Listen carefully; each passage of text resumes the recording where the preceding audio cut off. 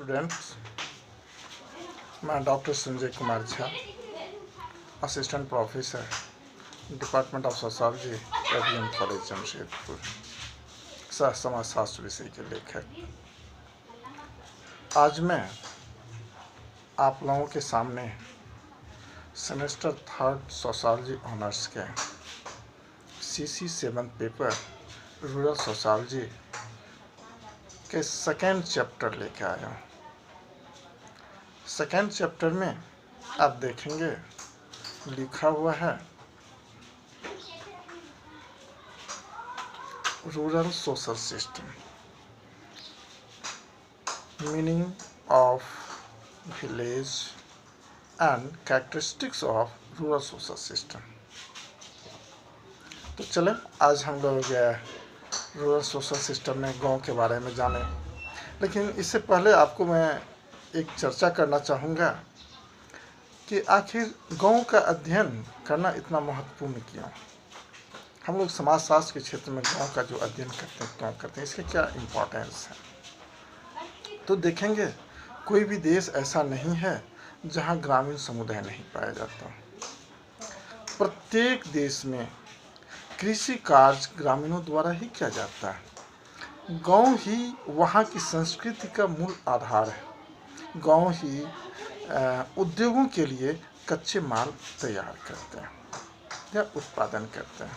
भारत जैसे देश जहाँ की कुल आबादी का 68.8% आबादी गांव में निवास करता हो, तो निश्चित रूप से वहाँ का अध्ययन करना लाजमी हो जाता है। जहाँ तक इसकी इम्पोर्टेंस की बात है, तो फर्स्ट इम्पोर्टेंस तो यही है इसका कि अधिकांश जनसंख्या कहाँ निवास है? गांव में।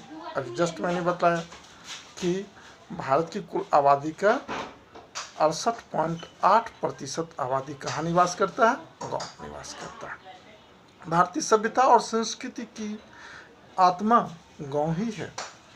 भारत का वास्तविक प्रतिनिधित्व यदि देखेंगे तो वो गांव ही करता है। दूसरा इम्पोर्टेंस देखें, संस्कृति का आधार स्थल भी है। गांव में ही हमें वैदिक संस्कृति से लेकर मध्यकालीन संस्कृति के दर्शन होते हैं। ग्रामीण संस्कृति ही भारतीय संस्कृति का शुद्ध रूप है, क्योंकि नगरीय संस्कृति तो विभिन्न संस्कृतियों का सम्मिश्रण है।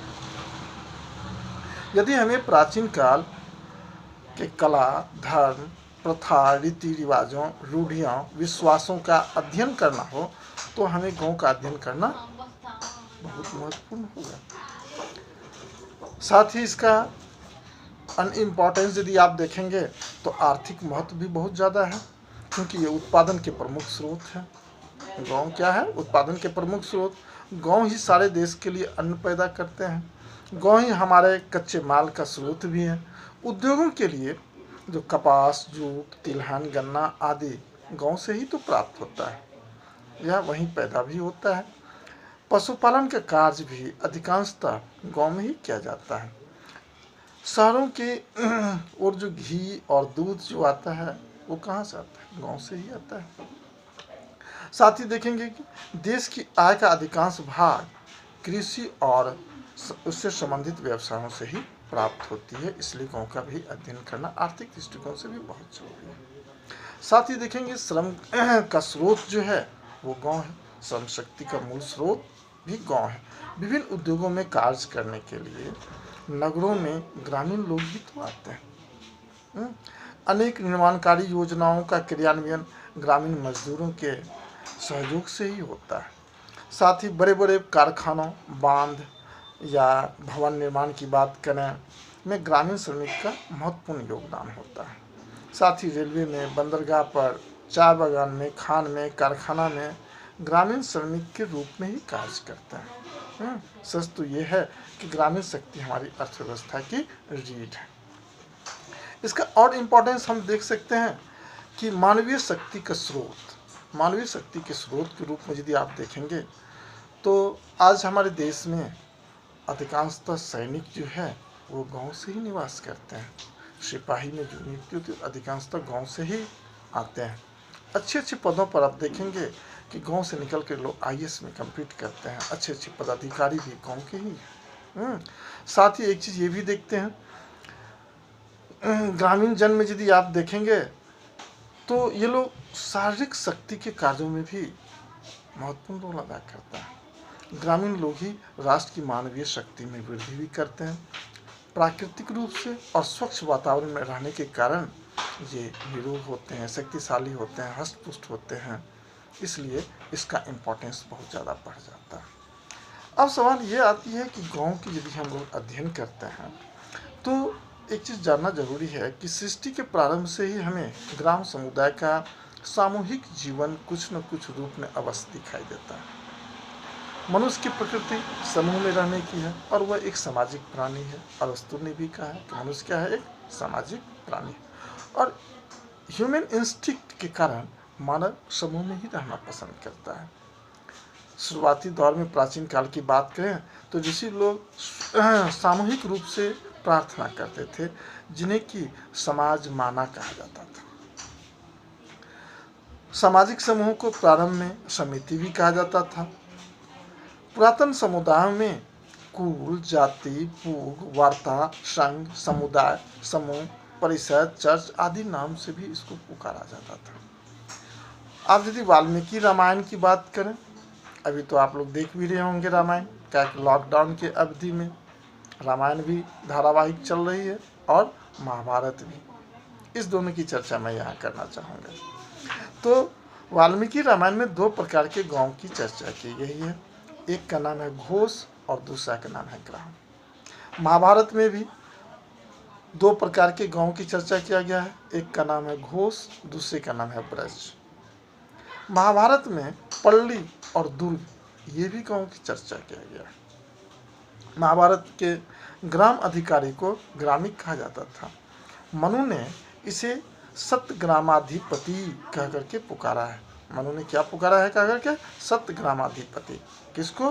ग्रामिक को। और जबकि हजारों गांवों का जो अधिकारी होता था उसको सहस्त्रग्रामाधिपति कहलाता था या कह के पुकारा जाता था। ग्रामीण संरचना प्रारंभ से ही सामुदायिक आधार पर खड़ी रही है। कार्ल मार्क्स ने चर्चा किया है कि ये विशेष रूप से प्राचीन तथा लघु ग्रामीण समुदाय, जिनमें से कुछ आज भी निरंतर बने हुए हैं, भूमि के सामूहिक स्वामित्व पर आधारित। ऐसा किसने कहा? कार्ल मार्क्स ने। बेडेन पावेल भी कहते हैं, ग्राम समुदाय महत्व की दृष्टि से साधारण समुदाय नहीं है, बल्कि ग्राम जनता के सामूहिक अधिकारों पर संगठित है। ऑगबर्न एवं नीमकॉफ, ये इनका कहना है कि ग्राम समुदाय का सबसे प्राचीन समुदाय, ग्राम समुदाय ये क्या है? सबसे प्राचीन समुदाय। साथ ही अब यदि आप देखेंगे कि आपके सिलेबस के अनुसार ग्रामीण समुदाय की बात किए हैं, तो समुदाय किसे कहते हैं ये चीज़ जानना है। समुदाय, इसमें एक निश्चित भौगोलिक क्षेत्र होता है, हम की भावना होती है, सामूहिकता की भावना होती है, सामान्य जीवन की आधारभूत स्थितियों में वो भाग लेता है, उसे हम लोग क्या कहते हैं? समुदाय। अब ग्रामीण समुदाय, तो सामान्य रूप से समुदाय को दो भागों में बांटा गया है, एक ग्रामीण समुदाय, दूसरा नगरीय समुदाय। प्रत्येक मानव इन दोनों में से किसी एक समुदाय में निवास करता है। ग्राम और नगर जीवन के दो पहलू हैं। क्या है? ये जीवन के दो पहलू। गांव की प्रकृति से प्रत्यक्ष और निकट का संपर्क पाया जाता है, जबकि नगर में कृत्रिमता की प्रधानता होती है। ग्रामीण समुदाय की जहाँ तक अवधारणा की बात है, तो इसमें कुछ विद्वानों की भी चर्चा, हम समाजशास्त्रियों की भी चर्चा करना चाहूँगा। जैसे मैरिन एंड एल्ड्रीज वो क्या बतलाते हैं, बोगाडस क्या लिखते हैं, डी सैंडरसन क्या लिखते हैं। इसके बाद बतलाऊंगा इंसाइक्लोपीडिया ऑफ सोशल साइंसेज में क्या लिखा गया, तब हम लोग इसको किस तरह से परिभाषित कर सकते हैं वो भी चर्चा करेंगे। मैरिन एवं एल्ड्रीज कहते हैं कि ग्रामीण समुदाय के अंतर्गत संस्थाओं एवं ऐसे व्यक्तियों का समावेश होता है जो एक छोटे से केंद्र के चारों ओर संगठित होते हैं तथा सामान्य और प्राथमिक हितों द्वारा आपस में बंधे होते हैं। ऐसा किसने कहा? मैरिन एंड एल्ड्रीज ने कहा। बोगाडस क्या कहते हैं? ग्रामीण समुदाय प्राथमिक समूहों का ही एक विस्तृत रूप है। ऐसा किसने कहा? बोगाडस ने कहा। डी सैंडरसन कहते हैं एक ग्रामीण समुदाय एक संघ का वह स्वरूप है जो एक स्थानीय क्षेत्र में जनता एवं उसकी संस्थाओं के बीच पाया जाता है, जिसमें वे बिखरे हुए खेतों झोपड़ियों में रहते हैं, जो प्रायः उनकी सामान्य गतिविधियों का केंद्र होता है। ऐसा किसका कहना है? डी सैंडरसन का। जबकि इंसाइक्लोपीडिया ऑफ सोशल साइंस में देखेंगे, उसमें लिखा हुआ है कि एकाकी परिवार से बड़ा संबंधित था असंबंधित लोगों का समूह। एकाकी परिवार से बड़ा संबंधित था असंबंधित समूह के लोगों का समूह, जो एक बड़े मकान या निवास के अनेक स्थानों पर रहता हो, घनिष्ठ संबंधों से आबद्ध हो तथा कृषि पर मूल रूप से संयुक्त रूप से कृषि करता हो, ग्राम कहलाता है।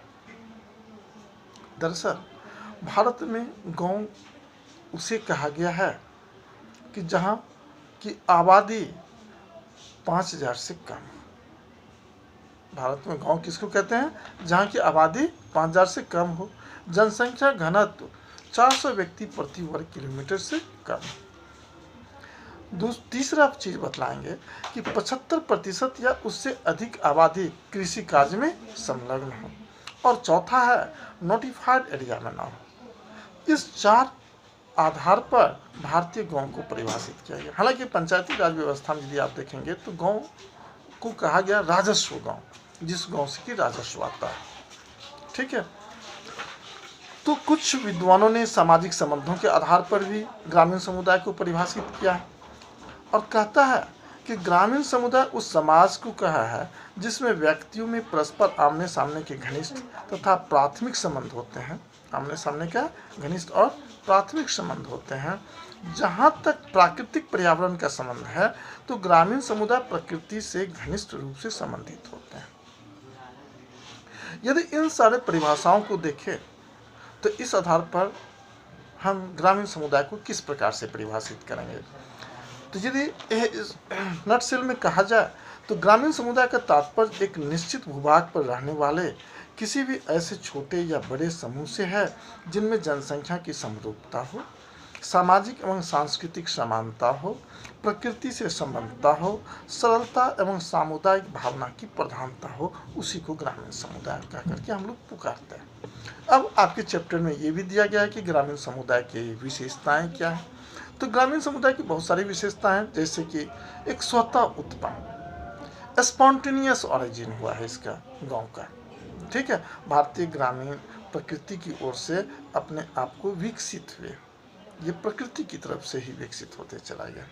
दूसरी इसकी विशेषता है कि कृषि प्रमुख व्यवसाय है। इसका व्यवसाय प्रमुख रूप से क्या है? कृषि। जैसा कि अभी हमने परिभाषा में भी बतलाया कि गांव किसको कहेंगे? जहाँ की 75% से ज़्यादा आबादी कृषि कार्य में संलग्न है, तो कृषि पर आश्रित है।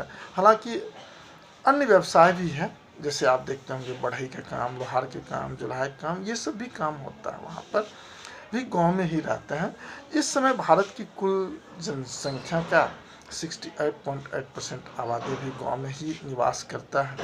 ठीक है, तीसरी विशेषता है प्रकृति से प्रत्यक्ष संबंध है इसका। गांव की क्या विशेषता है? प्रकृति से प्रत्यक्ष संबंध। स्वच्छ वातावरण में ये लोग रहते हैं, खुले खेतों से संबंधित संपूर्ण जीवन व्यतीत करते हैं ये लोग। प्रकृति से बहुत ही निकट का संबंध होता है। सीमित आकार है। आप देखेंगे गांव का आकार बहुत बड़ा नहीं होता है, शहर की तरह नहीं होता है, बल्कि एक सीमित आकार होता है। जनसंख्या घनत्व कम होता है। जनसंख्या घनत्व किसको क्या है? प्रति वर्ग किलोमीटर में निवास करने वाले व्यक्तियों की संख्या। आप देखेंगे डिफिनेशन में भी कहा गया कि 400 व्यक्ति प्रति वर्ग किलोमीटर से कम जहाँ की जनसंख्या घनत्व हो। साथ ही सजातीयता, आप देखेंगे जीवन पद्धति के रूप में, रहन सहन के रूप में, खान पान के रूप में, रीति रिवाज के रूप में, धार्मिक विचारों के रूप में, सबों में मोस्टली समानता पाई जाती है। सामाजिक गतिशीलता का अभाव है। विभिन्न वर्गों एवं व्यवसायों में देखेंगे गतिशीलता की संभावना बहुत कम रहती है। धार्मिक विचारों की प्रधानता है, जैसे सामूहिक रूप से देवी देवता की पूजा करता है। परंपराओं तथा प्रथाओं की प्रधानता है। रूढ़िवादिता अधिक पाई जाती है गाँव में। इसके बाद प्राथमिक संबंधों की प्रधानता है, यानी सीमित आकार है, प्रत्यक्ष संबंध है, अनौपचारिक संबंध है। हम की भावना देखेंगे, जो परिवार, पड़ोस और किरा समूह की बात करते हैं उसकी प्रधानता होती है, और संबंधों में काफ़ी घनिष्ठता होती है। सामूहिक एकता या सामाजिक एकता भी कह सकते हैं, व्यवसाय, रीति रिवाज, रहन सहन, खान पान या सामाजिक जीवन एक जैसा होने के कारण ग्रामीण समुदाय में क्या पाई जाती है, एकता पाई जाती है। इस तरह से आपने इस चैप्टर को देखा। आज यहीं तक। नेक्स्ट वीडियो लेकर के हम आएंगे। थैंक यू, बहुत बहुत धन्यवाद।